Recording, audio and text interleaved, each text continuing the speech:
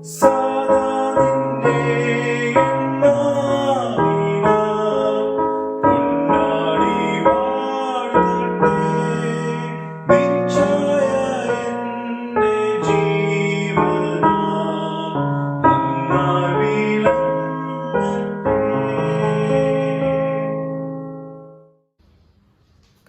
പ്രിയരെ, നിങ്ങളെല്ലാവരെയും വളരെ വിനയത്തോടുകൂടി ഈ ആരാധനയിലേക്ക് സ്വാഗതം ചെയ്യുന്നു. സർവശക്തിയുള്ള ദൈവം നിങ്ങളെല്ലാവരെയും അനുഗ്രഹിക്കട്ടെ, ആശീർവദിക്കട്ടെ എന്ന് പ്രാർത്ഥിക്കുന്നു. നമുക്ക് ദൈവത്തെ ആരാധിക്കാം. ദൈവം ആത്മാവാകുന്നവനെ നമസ്കരിക്കുന്നവർ ആത്മാവിലും സത്യത്തിലും നമസ്കരിക്കണം. നമ്മുടെ പിതാവായ ദൈവത്തിങ്കിൽ നിന്നും കർത്താവായ യേശുക്രിസ്തുവിൽ നിന്നും നിങ്ങൾക്ക് കൃപയും സമാധാനം ഉണ്ടാകട്ടെ. കർത്താവ് പറയുന്നു, ഞാൻ ആദ്യനും അന്ത്യനും ജീവനുള്ളവനുമാകുന്നു. ഞാൻ മരിച്ചവനായിരുന്നു, എന്നാൽ ഇതാ എന്നേക്കും ജീവിച്ചിരിക്കുന്നു. മരണത്തിന്റെയും പാതാളത്തിന്റെയും താക്കോൽ എൻ്റെ കൈവശമുണ്ട്. കർത്താവേ, ഞങ്ങളുടെ അധരങ്ങളെ തുറക്കണമേ. എന്നാൽ എൻ്റെ വായ് നിന്റെ സ്തുതിയെ വർണ്ണിക്കും. പിതാവിനും പുത്രനും പരിശുദ്ധാത്മാവിനും മഹത്വം ഉണ്ടാകട്ടെ, ആദിയെങ്കിലും എപ്പോഴും എന്നേക്കുമുള്ള പ്രകാരം തന്നെ. ആമേൻ. നമുക്ക് പ്രാർത്ഥിക്കാം. നിന്റെ ശക്തിയാലും ജ്ഞാനത്താലും സകലത്തെയും സൃഷ്ടിക്കുകയും ഞങ്ങളെ രക്ഷിതാവായിരിക്കാൻ നിന്റെ പുത്രനെ ഞങ്ങൾക്ക് നൽകുവാൻ തക്കവണ്ണം ലോകത്തെ സ്നേഹിക്കുകയും ചെയ്ത പിതാവായ ദൈവമേ, അങ്ങേക്ക് സ്തുതി ഉണ്ടാകട്ടെ. പാപമൊഴികെ സർവത്തിലും ഞങ്ങൾക്ക് തുല്യമായി തീർന്നവനും ഞങ്ങളുടെ അതിക്രമങ്ങൾ നിമിത്തം മരണത്തിന് ഏൽപ്പിക്കപ്പെടുകയും ഞങ്ങളുടെ നീതീകരണത്തിനായി ഉയർത്തെഴുന്നേൽക്കപ്പെടുകയും ചെയ്ത പുത്രനായ ദൈവമേ, അങ്ങേക്ക് സ്തുതി ഉണ്ടാകട്ടെ. സകല സത്യത്തിലും ഞങ്ങളെ വഴി നടത്തുകയും ദൈവസ്നേഹം ഞങ്ങളുടെ ഹൃദയങ്ങളിൽ പകരുകയും ചെയ്യുന്ന പരിശുദ്ധാത്മാവായ ദൈവമേ, അങ്ങേക്ക് സ്തുതി ഉണ്ടാകട്ടെ. പിതാവും പുത്രനും പരിശുദ്ധാത്മാവുമായ ദൈവമേ, നിനക്ക് സകല മഹത്വവും സ്തുതിയും എന്നേക്കും ഉണ്ടായിരിക്കട്ടെ. ആമേൻ. സർവശക്തനായ ദൈവമേ, ഞങ്ങളുടെ സ്വർഗ്ഗസ്ഥ പിതാവേ, ഞങ്ങളുടെ ഹൃദയങ്ങൾ സമാധാനവും സ്വസ്ഥതയും കണ്ടെത്തുന്നത് നിന്നിൽ മാത്രമാകുന്നുവല്ലോ. ഈ ആരാധനയുടെ സമയത്ത് നീ നിന്നെ തന്നെ ഞങ്ങൾക്ക് വെളിപ്പെടുത്തി തരുമാറാകണമേ. നിന്റെ ആത്മീയവരങ്ങളെ ഞങ്ങളുടെ മേൽ പകരണമേ. ഈ വിശുദ്ധമായ ശാന്തസമയം ദൈവിക കാര്യങ്ങൾ ഞങ്ങൾക്ക് പ്രയോജനമായി തീരുവാനും നീ ഞങ്ങൾക്ക് ചെയ്യുവാൻ തന്നിരിക്കുന്ന വേലയെ തേക്കേണ്ടതിന് ഞങ്ങളെ പുതുക്കി ശക്തീകരിക്കുകയും ചെയ്യേണ്ടതിന് ഞങ്ങളുടെ കർത്താവായ യേശുക്രിസ്തു മൂലം കൃപ ചെയ്യണമേ. ആമേൻ. നമുക്ക് നമ്മുടെ പാപങ്ങളെ ഏറ്റുപറഞ്ഞ് ദൈവകൃപ അന്വേഷിക്കാം. ഞാൻ എഴുന്നേറ്റ് അപ്പൻ്റെ അടുക്കൽ ചെന്ന് അവനോട്, അപ്പാ, ഞാൻ സ്വർഗത്തോടും നിന്നോടും പാപം ചെയ്തിരിക്കുന്നു. ഇനി നിന്റെ മകനെന്ന പേരിൽ ഞാൻ യോഗ്യനല്ല എന്ന് പറയും. ദൈവരാജ്യം സമീപിച്ചിരിക്കുന്നു. മാനസാന്തരപ്പെട്ട് സുവിശേഷത്തിൽ വിശ്വസിപ്പിൻ. നമുക്കുള്ള മഹാപുരോഹിതൻ നമ്മുടെ ബലഹീനതകളിൽ സഹതാപം കാണിപ്പാൻ കഴിയാത്തവനല്ല. പാപമൊഴികെ സർവത്തിലും നമുക്ക് തുല്യമായി പരീക്ഷിക്കപ്പെട്ടവനത്രേ നമുക്കുള്ളത്. അതുകൊണ്ട് നമുക്ക് നമ്മുടെ പാപങ്ങളേറ്റ് പറഞ്ഞ് ദൈവത്തിന്റെ കൃപയ്ക്കായി അപേക്ഷിക്കാം.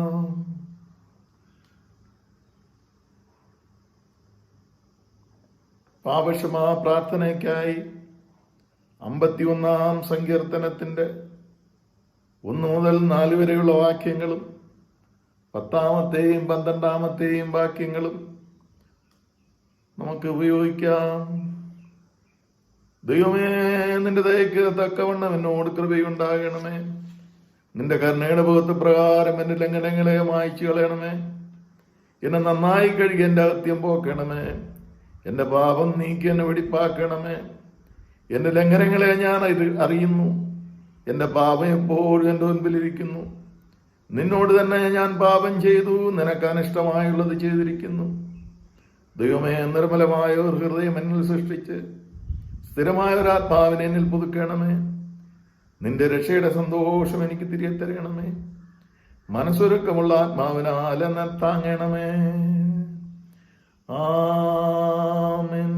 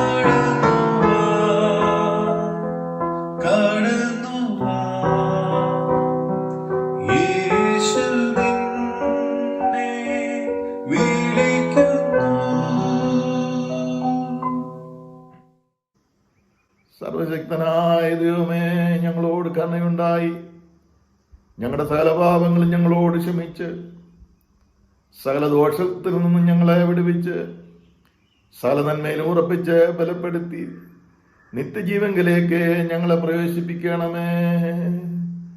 ആമേൻ.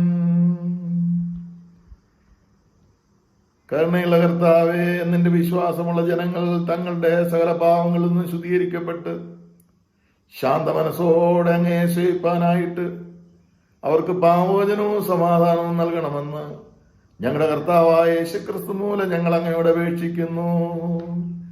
ആമേൻ. ദൈവവചന ശുശ്രൂഷ. കർത്താവിനെ സ്തുതിപ്പിൻ. കർത്താവിന്റെ നാമം സ്തുതിക്കപ്പെടട്ടെ.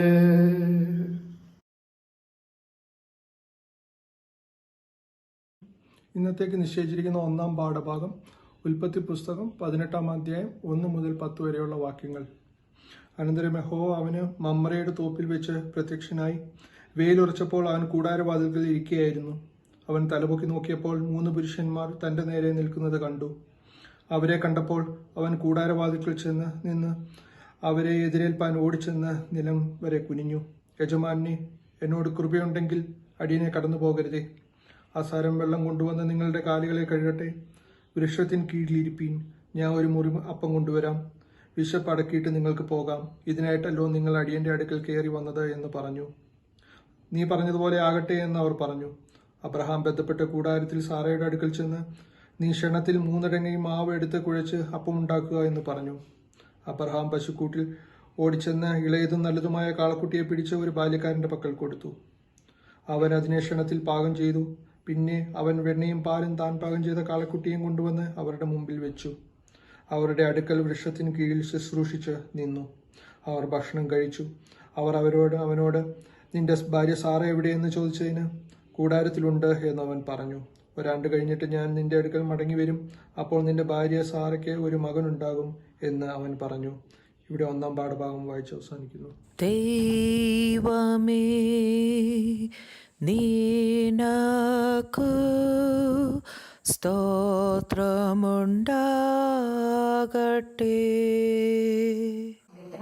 15-ാം സങ്കീർത്തനം നമുക്ക് വാക്യപ്രതിവാക്യമായി വായിക്കാം. സാം 15. യഹോവേ, നിന്റെ കൂടാരത്തിൽ ആർ പാർക്കും? നിന്റെ വിശുദ്ധ പർവ്വതത്തിൽ ആർ വസിക്കും? നിഷ്കളങ്കനായി നടന്ന് നീതി പ്രവർത്തിക്കുകയും ഹൃദയപൂർവ്വം സത്യം സംസാരിക്കുകയും ചെയ്യുന്നവൻ. നാവ് കൊണ്ട് കൊള്ള പറയാതെയും തന്റെ കൂട്ടുകാരനോട് ദോഷം ചെയ്യാതെയും കൂട്ടുകാരന് അപമാനം വരുത്താതെയും ഇരിക്കുന്നവൻ. വഷളനെ നിന്ദിനായി എണ്ണുകയും യഹോഭക്തന്മാരെ ബഹുമാനിക്കുകയും ചെയ്യുന്നവൻ. സത്യം ചെയ്തിട്ട് ഛേദം വന്നാലും മാറാത്തവൻ. ചേർന്ന് വായിക്കാം. തന്റെ ദ്രവ്യം പലിശയ്ക്ക് കൊടുക്കാതെയും കുറ്റമില്ലാത്തവന് വിരോധമായി കൈക്കൂലി വാങ്ങാതെയും ഇരിക്കുന്നവൻ. ഇങ്ങനെ ചെയ്യുന്നവൻ ഒരു നാളും കുലുങ്ങിപ്പോകയില്ല. പിതാവിനും പുത്രനും പരിശുദ്ധാത്മാവിനും മഹത്വമുണ്ടാകട്ടെ. ആദ്യമെങ്കിലും ഇപ്പോൾ നേക്കുള്ള പ്രകാരം തന്നെ. ആമേൻ.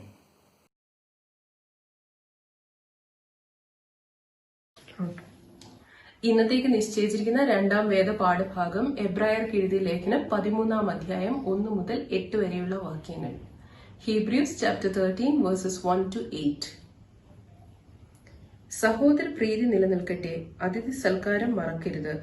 അതിനാൽ ചിലർ അറിയാതെ ദൈവദൂതന്മാരെ സൽക്കരിച്ചിട്ടുണ്ടല്ലോ. നിങ്ങളും തടവുകാർ എന്ന പോലെ തടവുകാരെയും നിങ്ങളും ശരീരത്തിൽ ഇരിക്കുന്നവരാകിയാൽ കഷ്ടം അനുഭവിക്കുന്നവരെയും ഓർത്തുകൊള്ളുവേൻ.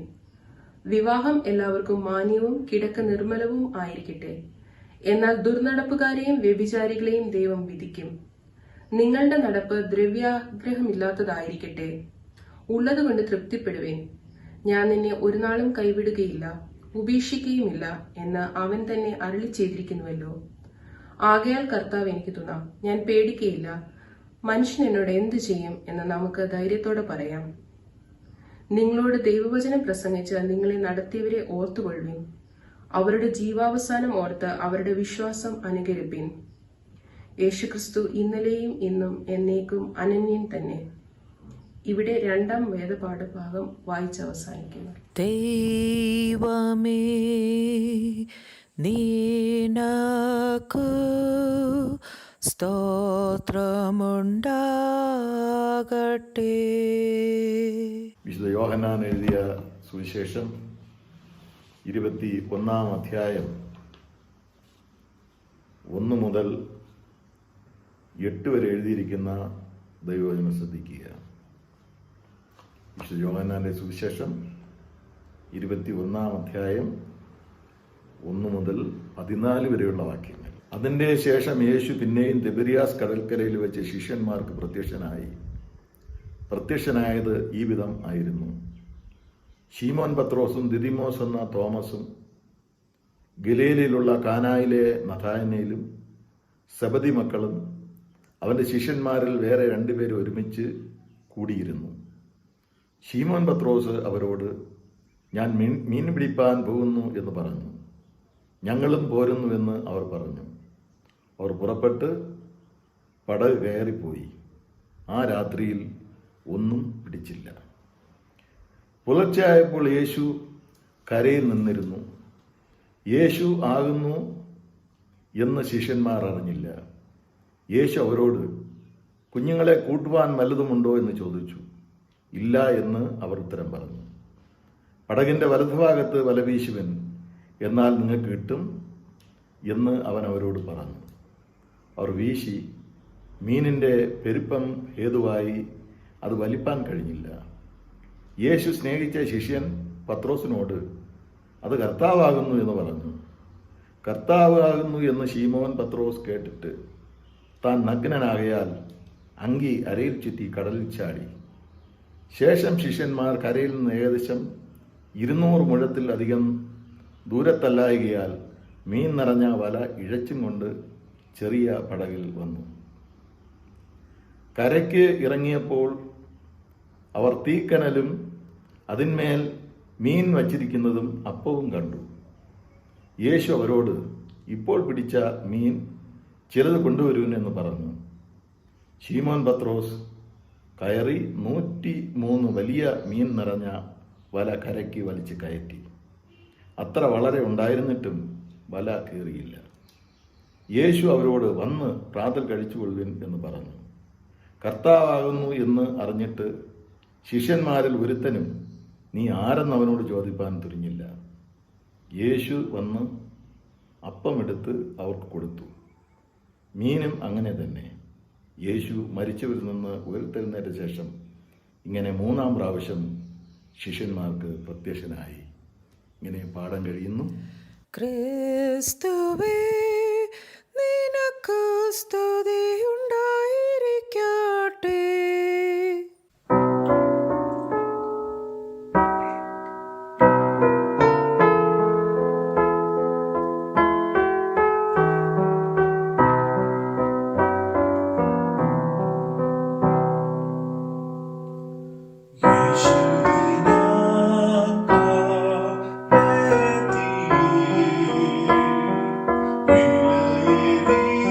Hallelujah.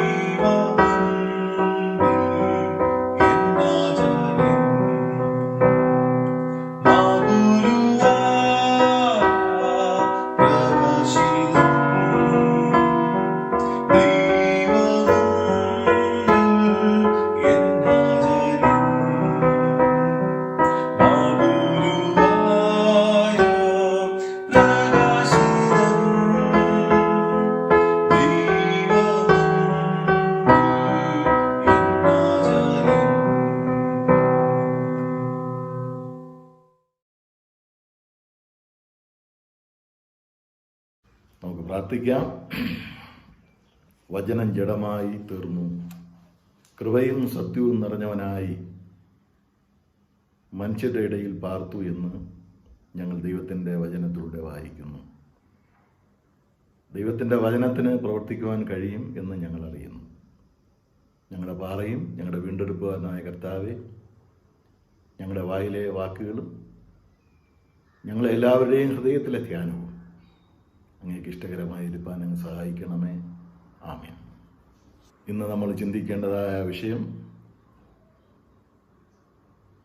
ക്രിസ്തുവിൻ്റെ ആതിഥ്യത്തിലേക്കുള്ള ക്ഷണം എന്ന സബ്ജക്റ്റാണ്.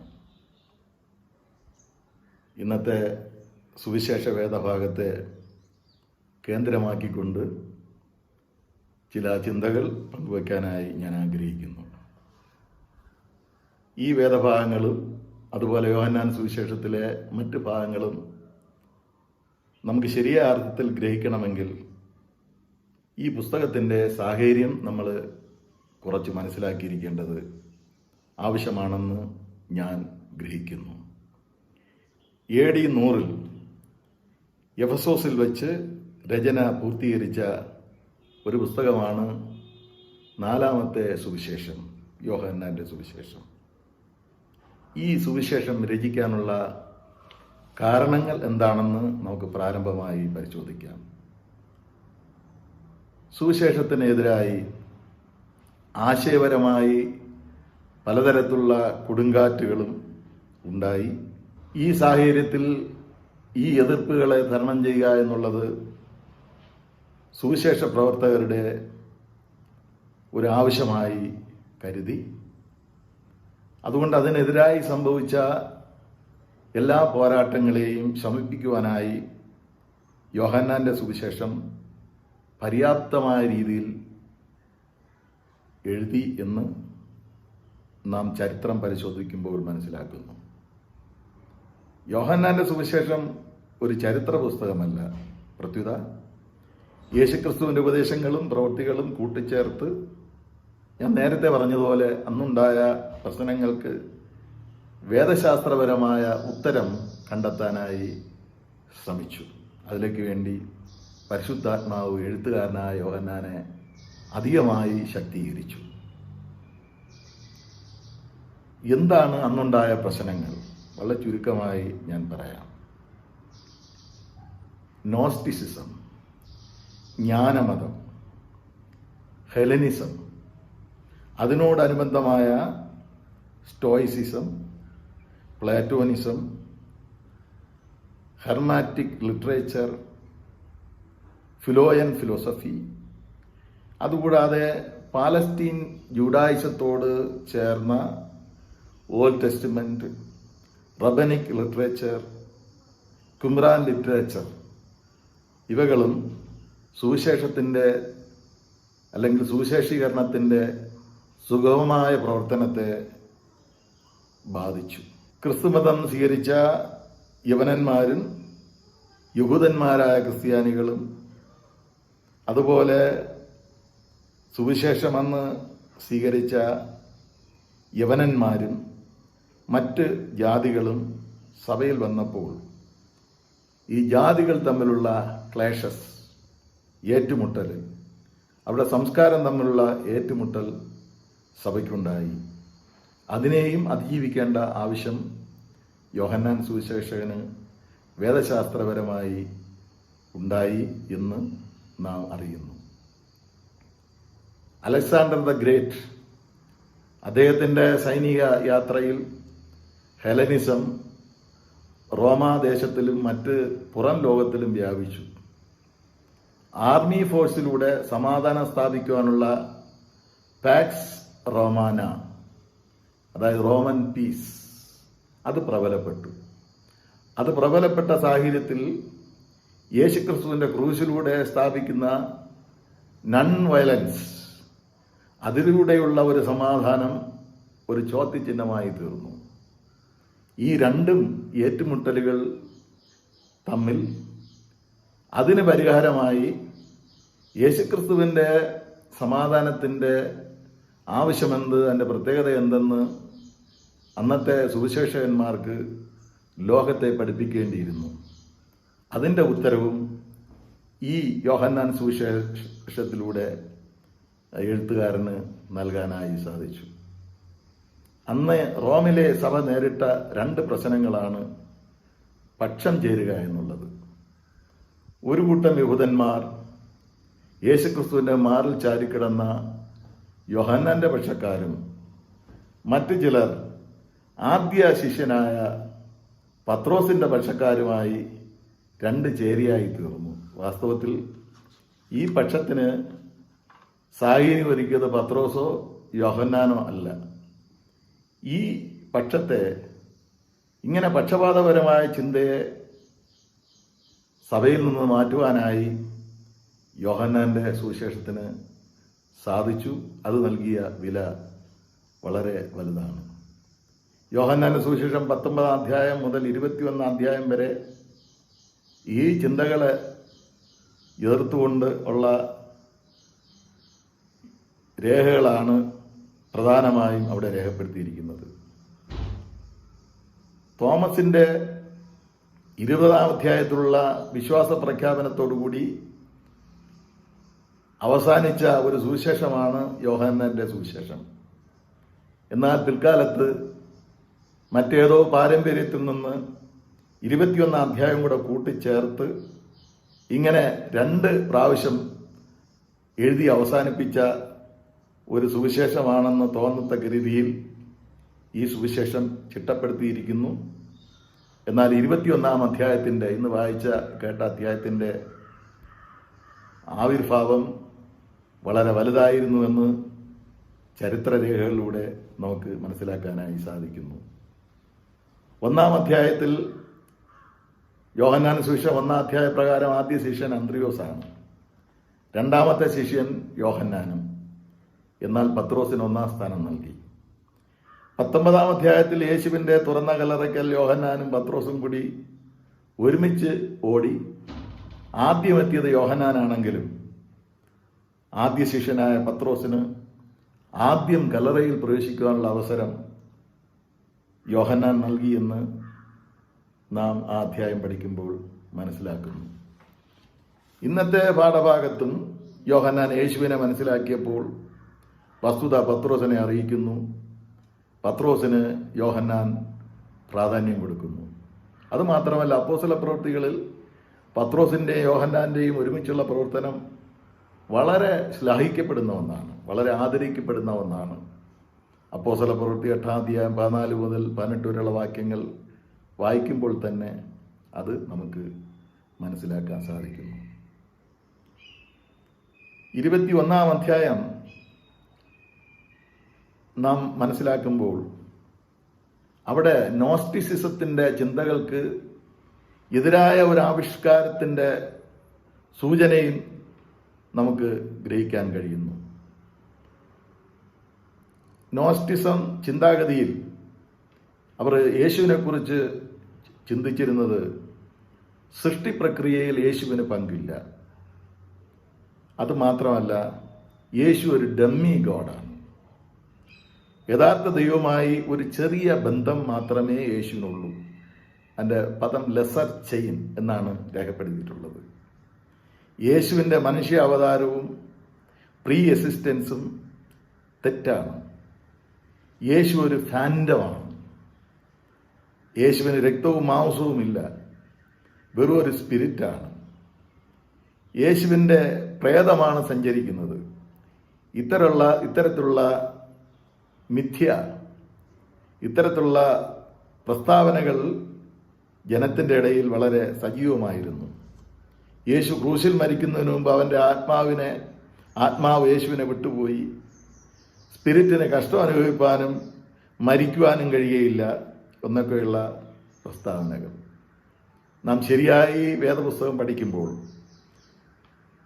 യോഹന്നാന്റെ സുവിശേഷം 19, 20, 21 അധ്യായങ്ങൾ ജ്ഞാനമതത്തിൻ്റെ പഠിപ്പിക്കലിൻ്റെ അതിനെതിരായുള്ള ശരിയായ സത്യസന്ധമായ വീക്ഷണമാണ് എന്ന് ഗ്രഹിക്കാൻ കഴിയുന്നു.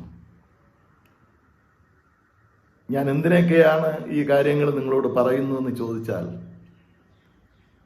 യോഹന്നാന്റെ സുവിശേഷത്തിൽ എഴുതിയിരിക്കുന്ന ഓരോ പദത്തിനും ഓരോ ആശയത്തിനും അതിൻ്റേതായ അർത്ഥമുണ്ട്. എല്ലാ കാര്യങ്ങളും ഈ ഒരു സാഹചര്യത്തിൽ നിങ്ങളോട് വിവരിക്കുവാൻ കഴിയില്ലല്ലോ. ഇങ്ങനെ ചെറിയ സൂചനകൾ എനിക്ക് ലഭിച്ച, എന്നെ സഹായിച്ച ഒരു പുസ്തകം the gospel according to the beloved disciple by Jose Manipparambil. അദ്ദേഹത്തിൻ്റെ പുസ്തകത്തിൽ നിന്ന് ലഭിച്ച ചില വിവരണങ്ങൾ ഞാനിവിടെ നൽകി. What was the purpose of the selection of the 12? 12 ശിഷ്യന്മാരെ എന്തിനാണ് യേശുക്രിസ്തു തെരഞ്ഞെടുത്തത്?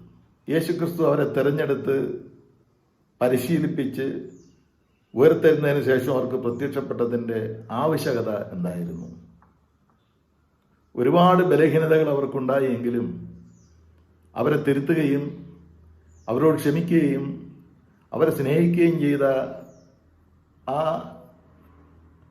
രീതിയുടെ ഉദ്ദേശം എന്തായിരുന്നുവെന്ന് ദൈവത്തിൻ്റെ വചനത്തിലൂടെ നാം ചിന്തിക്കുന്നത് ഉചിതമായിരിക്കും എന്നും കൂടെ ഞാൻ വിചാരിക്കുന്നു. അവൻ തന്നോടുകൂടെ ഇരിപ്പാനും പ്രസംഗിക്കേണ്ടതിന് അയപ്പാനും ഭൂതങ്ങളെ പുറത്താക്കേണ്ടതിന് അധികാരമുണ്ടാകേണ്ടതിനും അവൻ 12 പേരെ തെരഞ്ഞെടുത്തു എന്ന് മർക്കോസിന്റെ സുവിശേഷം 3-ാം അധ്യായം 14-15 വാക്യങ്ങൾ പഠിപ്പിക്കുന്നു. അതിൻ്റെ പ്രധാന ഉദ്ദേശം യേശുവിൽ നിന്ന് അവർക്ക് പരിശീലനം കൊടുത്ത് ഈ വേലയ്ക്ക് വേണ്ടി സജ്ജമാക്കാനായിരുന്നു. അതിനായി ക്രൂശെടുക്കുവാൻ, റിനൺസിയേഷൻ, പരിത്യജിക്കുവാൻ, സ്വയം ശൂന്യരാക്കുവാൻ, self emptiness and self denial അവരെ പഠിപ്പിച്ചു. അതിനുള്ള പരിശീലനങ്ങളും കൊടുത്തു. അവരെ എന്തിനാണ് വിളിച്ചതെന്നുള്ള the paramount aim of their calling അത് യേശുക്രിസ്തു വ്യക്തമാക്കുകയും ചെയ്തു പല സാഹചര്യത്തിലും. മാർക്കോസ് സുവിശേഷം 1-ാം അധ്യായം 17 മാത്യു സുവിശേഷം 4-ാം അധ്യായം 18 മുതൽ നമ്മൾ വായിക്കുമ്പോൾ യേശുക്രിസ്തു കടൽക്കരയിൽ വെച്ച് അവരെ കണ്ടുമുട്ടുകയും അവരെ വിളിക്കുകയും അവരോട് പറയുകയും ചെയ്തു, എന്നെ അനുഗമിപ്പിൻ, ഞാൻ നിങ്ങളെ മനുഷ്യരെ പിടിക്കുന്നവരാക്കും. ഇതാണ് പ്രധാനപ്പെട്ട ലക്ഷ്യം. 3 സുവിശേഷന്മാരും ഈ കാര്യത്തെക്കുറിച്ച് വ്യക്തമാക്കുന്നു. എന്നാൽ അതിനെക്കുറിച്ച് വളരെ വിശാലമായി പഠിപ്പിക്കുന്നത് ലൂക്കോസിന്റെ സുവിശേഷം 5-ാം അധ്യായം 1-ാം വാക്യം മുതൽ 11-ാം വാക്യം വരെയാണ്. യേശുക്രിസ്തു കടൽക്കരയിൽ അവരെ കണ്ടുമുട്ടുന്നു. 2 പടകുണ്ടായിരുന്നു. ആ പടക് ഒന്നല്പം മാറ്റാൻ പറയുന്നു. അതിൽ പത്രോസിന്റെ പടകിൽ കയറി യേശുക്രിസ്തു അവരോട് സംസാരിക്കുന്നു. സംസാരിച്ച് തീർന്നതിന് ശേഷം ശീമോനോട് ആഴത്തിലേക്ക് വല വീശാനായി പറയുന്നു. ശീമോൻ പറയുന്നു, രാത്രി മുഴുവനും അധ്വാനിച്ചു, എന്നിട്ട് ഒന്നും കിട്ടിയില്ല. എന്നാൽ അങ്ങ് പറഞ്ഞതനുസരിച്ച്, അങ്ങ് പറഞ്ഞതുകൊണ്ട് മാത്രം വീണ്ടും ഞാൻ വല വീശാം എന്നുള്ള അഭിപ്രായത്തോടു കൂടി വീണ്ടും വല വീശി. അങ്ങനെ ചെയ്തതുകൊണ്ട് പെരുത്ത മീൻകൂട്ടം കിട്ടി. ഇത് കണ്ടവർക്ക് അത്ഭുതവും ഭയവും ഉണ്ടായി. പത്രോസ് കാൽക്കൽ വീണുകൊണ്ട് പറഞ്ഞു, കർത്താവേ, ഞാൻ പാപിയായ മനുഷ്യൻ ആകൊണ്ട് എന്നെ വിട്ടുപോകണമേ എന്ന് അപേക്ഷിച്ചു. ലൂക്കോസ് സുവിശേഷം 5-ാം അധ്യായം 10-ാം വാക്യത്തിൽ യേശു ശീമോനോട്, ഭയപ്പെടേണ്ട, ഇന്നു മുതൽ നീ മനുഷ്യരെ പിടിക്കുന്നവനാകും എന്ന് പറഞ്ഞു. അതിലേക്ക് വേണ്ടിയുള്ള പരിശീലനവും യേശു നൽകി. അപ്പോൾ അവരെ വിളിയുടെ വ്യക്തത മനസ്സിലാക്കാൻ സാധിക്കുന്നു. എന്തിനാണ് അവരെ വിളിച്ചത്? ഇപ്പോൾ അവര് എന്താണ് ചെയ്യുന്നത്? ഇന്നത്തെ പാഠഭാഗത്തിൽ നമുക്ക് വീക്ഷിക്കുവാനായി കഴിയും. എന്നിട്ട് അവരെ വിളിച്ച് വേർപെടുത്തി അവരെ പരിശീലിപ്പിച്ചു. ഒരു മിഷണറി ജേണി നടത്തി, ഒരു മിഷണറി യാത്ര നടത്തി. മാർക്കോസ് സുവിശേഷം 6-ാം അധ്യായത്തിൽ നിന്ന് നമ്മൾ മനസ്സിലാക്കുന്നു 7 മുതൽ 12 വരെ. അവരോട് പറഞ്ഞു, വടിയും ചെരുപ്പും നിങ്ങൾക്ക് എടുക്കാം, മറ്റൊന്നും എടുക്കരുത്. പണമോ പണസഞ്ചിയോ ആഹാരമോ ഒന്നും എടുക്കാതെ അവരെ യാത്രയിൽ പറഞ്ഞയച്ചു. അവർ പോയി വലിയ അനുഗ്രഹത്തോടുകൂടി അത്ഭുതത്തോടുകൂടി തിരിച്ചു വന്നു. ഇതെല്ലാം അവർ മനസ്സിലാക്കി, യേശുവിൽ നിന്ന് പഠിച്ചു. ഉയർത്തെഴുന്നേറ്റ ശേഷവും ആദ്യം പ്രത്യക്ഷപ്പെട്ടപ്പോൾ 20-ാം അധ്യായത്തിൽ നമ്മൾ വായിക്കുന്നു, യേശു പറഞ്ഞു, പിതാവ് എന്നെ അയച്ചതുപോലെ ഞാനും നിങ്ങളെ അയക്കുന്നു. പല പ്രാവശ്യം പ്രത്യക്ഷപ്പെട്ടു. ഇന്ന് നമ്മൾ വായിച്ചേട്ട ഭാഗം യേശുക്രിസ്തുവിൻ്റെ 3-ാമത്തെ പ്രത്യക്ഷതയാണ്. യേശുക്രിസ്തുവിൻ്റെ പ്രത്യക്ഷത കണ്ടവർ ഈ വിവരം ശിഷ്യന്മാരെ അറിയിച്ചു. പ്രത്യേകിച്ച് മറിയയും കൂട്ടരും. എമ്മൗസിലെ യാത്രക്കാർ യേശുക്രിസ്തു ഉയർത്തെഴുന്നേറ്റ വസ്തുത അറിയിച്ചു. ഇതെല്ലാം മനസ്സിലാക്കിയിട്ടും ശിഷ്യന്മാർ വീണ്ടും കടൽക്കരയിലേക്ക്, പഴയ ജോലിയിലേക്ക്, ഞാൻ നിങ്ങളെ മനുഷ്യരെ പിടിക്കുന്നവരാക്കുമെന്ന് പറഞ്ഞ ആ ഉപദേശം മറന്ന്, തീരുമാനം മറന്ന് വീണ്ടും കടൽക്കരയിലേക്ക് പോയി. വേദഭാഗം വളരെ വ്യക്തമായിട്ട് മനസ്സിലാക്കുന്നു. തിബരിയാസ് കടൽക്കരയിൽ അവർ വീണ്ടും ആയിരിക്കുന്നു. തിബരിയാസ് കടലിന് പല പേരുകളുണ്ട്. സുവിശേഷകന്മാർ പല രീതിയിലാണ് ഇതിൻ്റെ പേരുകൾ രേഖപ്പെടുത്തിയിരിക്കുന്നത്. അത് പെട്ടെന്ന് ഓടിച്ചൊന്ന് പങ്കുവച്ചിട്ട് വീണ്ടും വായനാ ഭാഗത്തിലേക്ക് വരാമെന്ന് ഞാൻ ആഗ്രഹിക്കുന്നു. തിബരിയാസ് കടലിനെ പഴയ നിയമത്തിൽ പറയുന്നത് കിന്നരേത്ത് കടൽ എന്നാണ്. ജോഷിയുടെ പുസ്തകം 11-ാം അധ്യായം 2-ാം വാക്യവും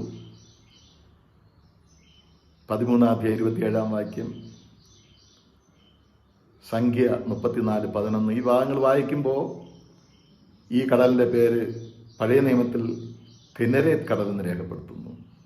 ലൂക്കോസ് 5-ാം അധ്യായം വായിക്കുമ്പോൾ ഗന്നസരേത്ത് തടാകം എന്ന് രേഖപ്പെടുത്തുന്നു. മത്തായിയും മർക്കോസും ഗലീല കടൽ എന്ന് രേഖപ്പെടുത്തുന്നു. ഇവിടെ യോഹന്നാന്റെ സുവിശേഷം 6-ാം അധ്യായം 1-ാം വാക്യം 23-ാം വാക്യം, ഇന്നത്തെ പാഠഭാഗമായ 21:1 രേഖപ്പെടുത്തുന്നത് എന്താണ്? തിബരിയാസ് കടൽ. കൈസറുടെ ഓർമ്മയ്ക്ക് വേണ്ടി തിബരിയാസ് രാജാവിൻ്റെ ആ ഓർമ്മ നിലനിർത്താനായിട്ട് തിബരിയാസ് എന്ന പേര് അറിയപ്പെടുന്നു. ജോസീഫസ് രേഖപ്പെടുത്തുന്നു ഗിന്നോസർ കടൽ എന്നാണ്. മെഡീവൽ പേർഷ്യൻസ് അവരിനെ പറയുന്നത് സീ ഓഫ് മിനിയ എന്നുള്ളതാണ്. പലപ്പോഴും പേർഷ്യക്കാരുടെ ഉച്ചാരണത്തിൽ വ്യത്യാസമുണ്ട്. ഇന്ത്യയിലെ സിന്ധുവിനെ രേഖപ്പെടുത്തിയത് ഇന്ത്യ എന്നാണ്. അങ്ങനെ വിവിധ രീതിയിൽ കിന്നരേത്ത്, ഗനസരേത്ത്, ഗലീല, തിബരിയാസ് ഈ രീതിയിൽ രേഖപ്പെടുത്തിയിരിക്കുന്ന കടൽ ഒരേ കടൽ തന്നെയാണ്. ഇത് പറയാനാണ് ഞാൻ ഈ സന്ദർഭം ഈ ഭാഗങ്ങളെല്ലാം വിവരിച്ചത്.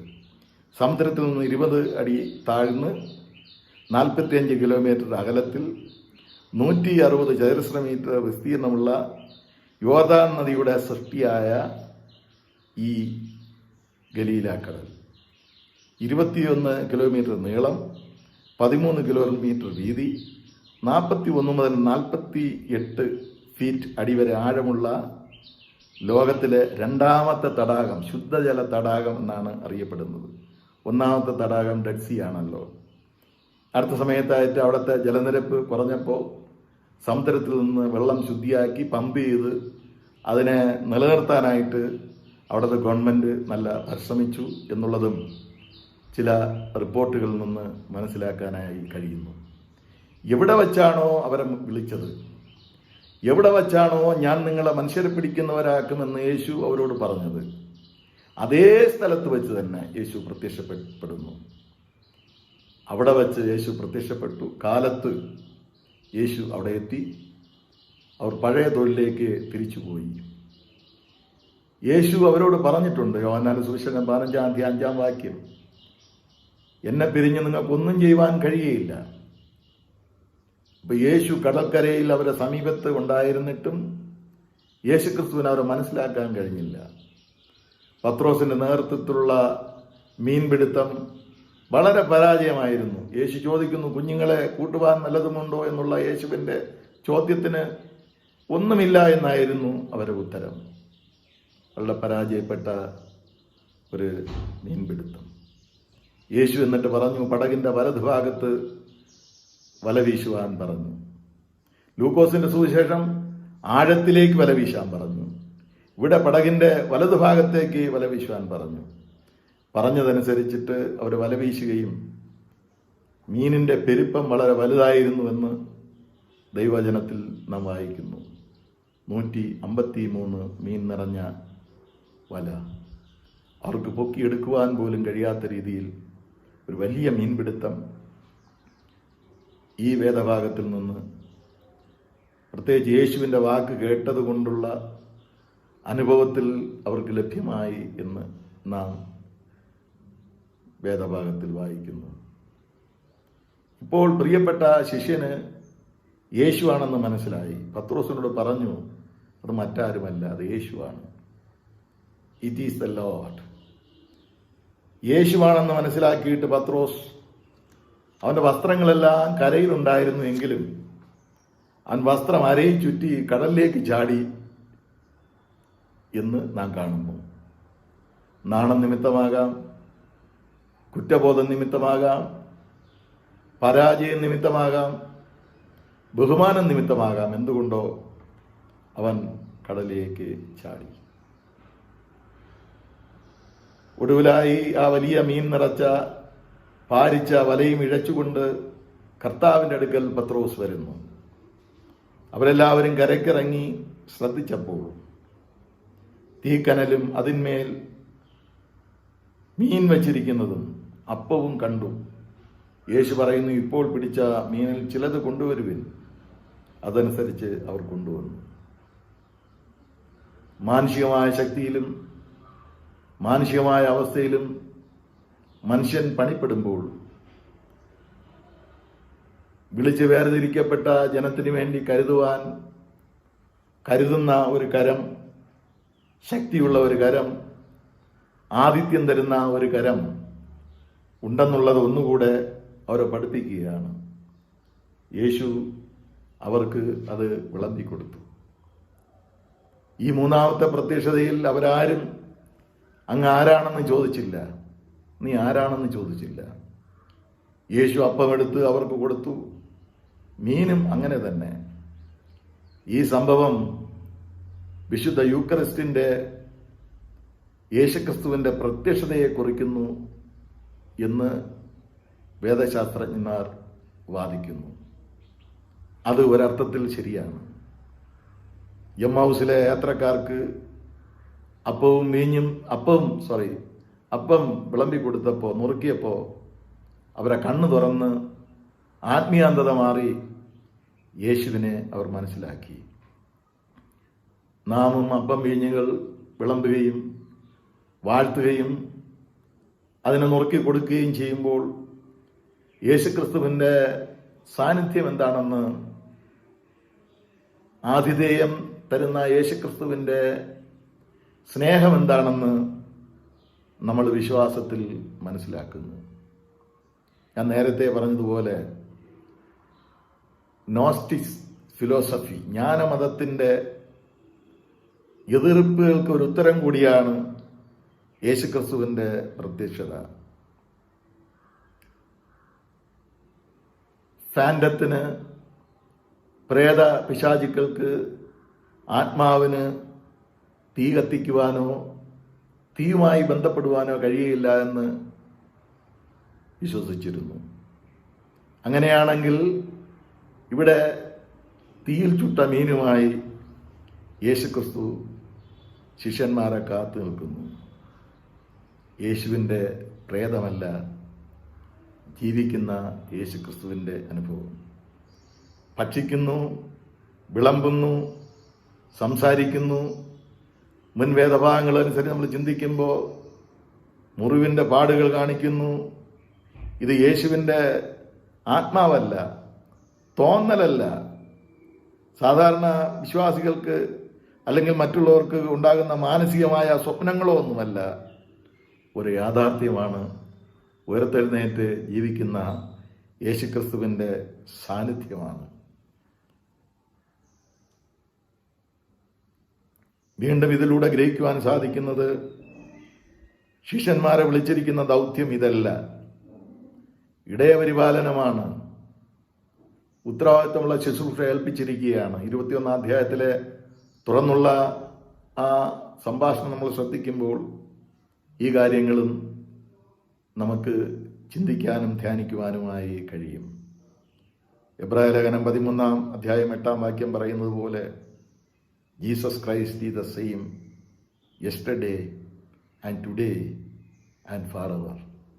അവന് മാറ്റമില്ല, അവൻ്റെ രൂപത്തിന് മാറ്റമില്ല. അപ്പോസ്തല പ്രവൃത്തി 1 അധ്യായം 11 ദൈവത്തിൻ്റെ ദൂതന്മാർ പറയുന്നത് അവൻ പോയതുപോലെ തന്നെ തിരിച്ചു വരും. ഏത് രൂപത്തിലാണ് അവൻ വെളിപ്പെട്ടത്, ഏത് രൂപത്തിലാണ് അവൻ ജനത്തിൻ്റെ മധ്യത്തിലായിരുന്നത്, ഏത് രൂപത്തിലാണ് ഉയർത്തെഴുന്നേറ്റ ശേഷം ജനങ്ങളോട് സംസാരിച്ചത്, പ്രത്യക്ഷപ്പെട്ടത്, അതേ രീതിയിൽ മാറ്റമില്ലാത്തവനായി, സംശയമില്ലാത്തവനായി തിരിച്ചു വരും എന്നുള്ള ഒരു പ്രഖ്യാപനമാണ് അപ്പോസ്തലരുടെ പുസ്തകം 1 അധ്യായം 11 നാം വായിക്കുന്നത്. He is alive, he is with us, he is uniting us, he is calling us. അവൻ ജീവിച്ചിരിക്കുന്നു, അവൻ നമ്മെ ആതിഥ്യത്തിലേക്ക് ക്ഷണിക്കുന്നു. നമുക്കും ആ ക്ഷണം സ്വീകരിക്കാം. ഒരുപാട് കുറവുകളുണ്ടായിരുന്നിട്ടും, വിശ്വാസത്തിൽ ഒരുപാട് പരീക്ഷകളിൽ തോറ്റുപോയിട്ടും ശിഷ്യന്മാരെ അന്വേഷിച്ച് അവരോട് ക്ഷമിച്ച് അവരെ സ്നേഹിച്ച് അവരെ വിളിച്ച ആ സ്നേഹം നമ്മയും വിളിക്കുന്നു. സംശയിക്കാതെ നമുക്ക് വിശ്വസിക്കാമോ? ഇപ്പോഴും അവൻ ജീവിക്കുന്നു, ഉയർത്തെഴുന്നേറ്റ്. പ്രാർത്ഥിക്കാം. വാത്സല്യവാനായ കർത്താവേ, അങ്ങ് ജീവിക്കുന്നു. ഒരു തത്വസംഹിത കൊണ്ടും അങ്ങേ എതിർക്കുവാനും കഴിയുകയില്ല കർത്താവേ. അങ്ങേ തോൽപ്പിക്കുവാനും കഴിയുകയില്ല. അത്രമാത്രം വലുതാണ് അങ്ങ്, അത്രമാത്രം ഉന്നതമാണ് അങ്ങ്. അവിടുത്തെ വാക്കുകൾക്ക് അത്രമാത്രം ശക്തിയുണ്ട്. ബുദ്ധിജീവികളുടെ ചിന്തകളും വാക്കുകളും കർത്താവെ അവിടുത്തെ പ്രവൃത്തിക്ക് മുന്നിൽ, അവിടുത്തെ വചനത്തിന് മുന്നിൽ തോറ്റുകൊണ്ടിരിക്കുന്നു. അങ്ങ് ശക്തിയുള്ള ദൈവമാണ്. ഞങ്ങൾ ദൈവത്തിന് സ്തോത്രം പറയുന്നു.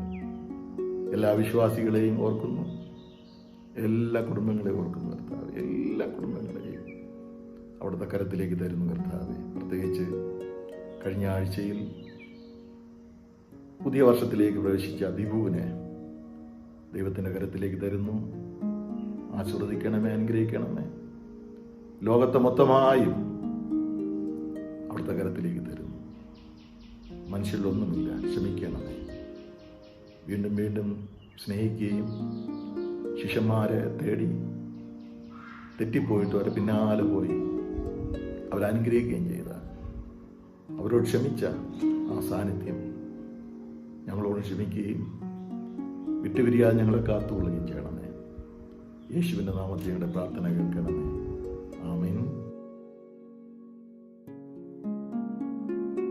സർവശക്തിയുള്ള പിതാവായി ആകാശത്തെയും ഭൂമിയെയും സൃഷ്ടിച്ചനായ ദൈവത്തിൽ ഞാൻ വിശ്വസിക്കുന്നു. അവന്റെ പുത്രനായ നമ്മുടെ കർത്താവായ യേശുക്രിസ്തുവിലും ഞാൻ വിശ്വസിക്കുന്നു. അവൻ പരിശുദ്ധാത്മാവിനാൽ കന്യമറിയിൽ ഉത്പാദിക്കപ്പെട്ട് ജനിച്ച് പൊന്തിയോസ് പിലാത്തോസിൽ കഷ്ടപ്പെട്ട് ക്രൂശിക്കപ്പെട്ട് മരിച്ചു, അടക്കപ്പെട്ടു. അവൻ പാതാളത്തിലേക്ക് ഇറങ്ങി 3-ാം ദിവസം മരിച്ചുവെന്ന് പിന്നെയും ഉയർത്തെഴുന്നേറ്റു. അവൻ സ്വർഗത്തിലേക്ക് കയറി സർവശക്തിയുള്ള പിതാവായ ദൈവത്തിന്റെ വലത്തുഭാഗത്തിരിക്കുന്നു. അവിടെ നിന്ന് അവൻ ജീവനുള്ളവരെയും മരിച്ചവരെയും ഞാൻ വിധിപ്പാൻ വരികയും ചെയ്യും. പരിശുദ്ധാത്മാവിൽ ഞാൻ വിശ്വസിക്കുന്നു. വിശുദ്ധ കത്തോലിക്കാ സഭയിലും വിശുദ്ധന്മാരുടെ സംസർഗത്തിലും പാപമോചനത്തിലും ശരീരത്തിന്റെ പുനരുത്ഥാനത്തിലും നിത്യജീവനിലും ഞാൻ വിശ്വസിക്കുന്നു. ആമേൻ.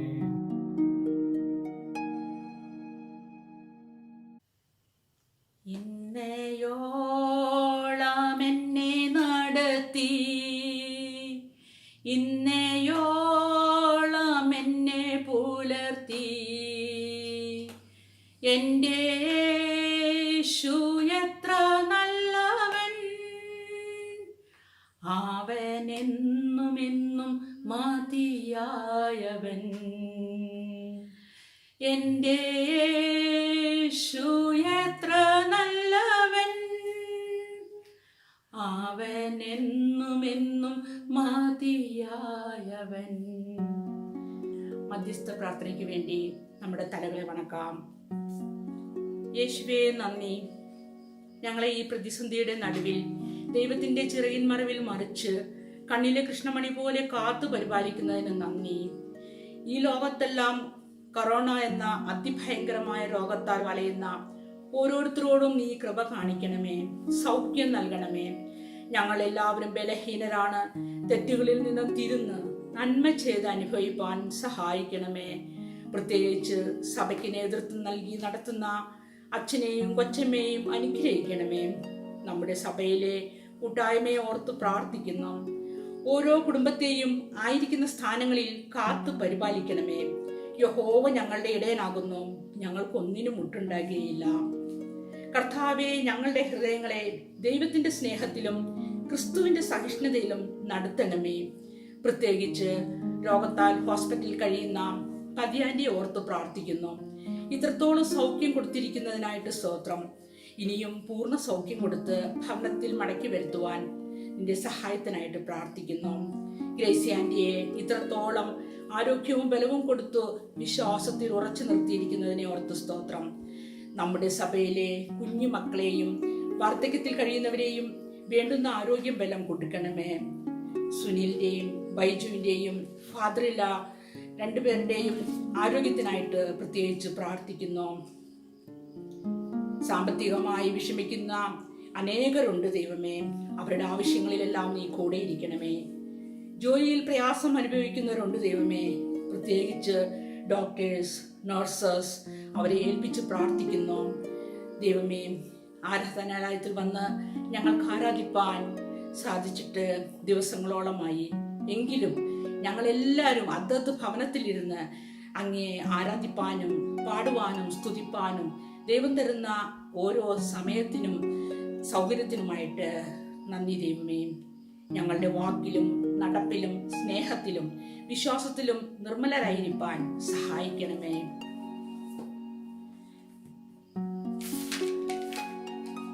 മേലിൽ നിന്നുള്ള സമാധാനത്തിന് വേണ്ടിയും നമ്മുടെ ആത്മാക്കളുടെ രക്ഷയ്ക്ക് വേണ്ടിയും നമുക്ക് കർത്താവിനോട് പ്രാർത്ഥിക്കാം. ലോക സമാധാനത്തിന് വേണ്ടിയും ദൈവത്തിന്റെ വിശുദ്ധ സഭയുടെ ക്ഷേമത്തിന് വേണ്ടിയും സകല മനുഷ്യരുടെയും ഐക്യത്തിന് വേണ്ടിയും നമുക്ക് കർത്താവിനോട് പ്രാർത്ഥിക്കാം. കർത്താവേ, കരുണയുണ്ടാകണമേ. സഭാമേൽ അധ്യക്ഷന്മാർക്ക് വേണ്ടിയും എല്ലാ ശുശ്രൂഷകർക്ക് വേണ്ടിയും വിശേഷാൽ നമ്മുടെ മോഡറേറ്റർക്ക് വേണ്ടിയും ഉത്തരേന്ത്യ സഭയുടെ മോഡറേറ്റർ വേണ്ടിയും മാർത്തോമാ സഭയുടെ മെത്രാപോലിത്തക്ക് വേണ്ടിയും നമ്മുടെ ബിഷപ്പിന് വേണ്ടിയും അവർ ശുദ്ധ ഹൃദയത്തോടും നല്ല മനസ്സാക്ഷിയോടും കൂടെ ഞങ്ങളുടെ ശുശ്രൂഷയെ നിവർത്തിക്കേണ്ടതിനും നമുക്ക് കർത്താവിനോട് പ്രാർത്ഥിക്കാം. കർത്താവേ, കരുണയുണ്ടാകണമേ. നമ്മുടെ രാജ്യത്തെ എല്ലാ ഭരണകർത്താക്കൾക്ക് വേണ്ടിയും അധികാരത്തിലുള്ള മറ്റെല്ലാവർക്കും വേണ്ടിയും നമ്മുടെ കർത്താവിനോട് പ്രാർത്ഥിക്കാം. കർത്താവേ, കരുണയുണ്ടാകണമേ. രോഗികൾക്കും കഷ്ടപ്പെടുന്നവർക്കും ദുഃഖിതർക്കും മരിക്കാരായവർക്കും വേണ്ടി നമുക്ക് കർത്താവിനോട് പ്രാർത്ഥിക്കാം. കർത്താവേ, കരുണയുണ്ടാകണമേ. അഗതികൾക്കും വിശന്നിരിക്കുന്നവർക്കും അനാഥർക്കും വിധവമാർക്കും പീഡ അനുഭവിക്കുന്നവർക്കും വേണ്ടി നമുക്ക് കർത്താവിനോട് പ്രാർത്ഥിക്കാം. കർത്താവേ, കരുണയുണ്ടാകണമേ. അന്ധകാരത്തിൽ നിന്ന് തന്റെ അത്ഭുത പ്രകാശത്തിലേക്ക് നമ്മെ വിളിച്ചവന്റെ സൽഗുണങ്ങൾ ഘോഷിക്കുവാൻ നമുക്ക് വേണ്ടിയും ക്രിസ്തുവിന്റെ നാമം ഏറ്റുപറയുന്ന ഏവർക്ക് വേണ്ടിയും നമുക്ക് കർത്താവിനോട് പ്രാർത്ഥിക്കാം. കർത്താവേ, കരുണയുണ്ടാകണമേ. ഈ ഭൂമിയിൽ ദൈവത്തെ സേവിച്ച് ഇപ്പോൾ ശ്രമിക്കുന്ന എല്ലാ ദൈവഭൃത്യരോടും കൂടെ തന്റെ അന്തമില്ലാത്ത സന്തോഷത്തിന്റെ പൂർണ്ണതയിലേക്ക് പ്രവേശിക്കുന്നതിനായി നമുക്ക് കർത്താവിനോട് പ്രാർത്ഥിക്കാം. സകല ജ്ഞാനത്തിന്റെയും ഉറവയാകുന്ന ദൈവമേ, ഞങ്ങൾ ചോദിക്കുന്നതിന് മുമ്പ് തന്നെ ഞങ്ങളുടെ ആവശ്യങ്ങൾ നീ ഗ്രഹിച്ചിരിക്കുന്നു. ചോദിക്കുന്നതിനുള്ള ഞങ്ങളുടെ ആജ്ഞതയെ നീ അറിയുന്നു. ഞങ്ങളുടെ അയോഗ്യത മൂലം പല കാര്യങ്ങളും നിന്നോട് ചോദിക്കുവാൻ ഞങ്ങൾ തുനിയുന്നില്ല. ഞങ്ങളുടെ അന്ധത മൂലം പല ആവശ്യങ്ങളും തിരുമുമ്പാകെ സമർപ്പിക്കുവാൻ കഴിയുന്നതുമില്ല.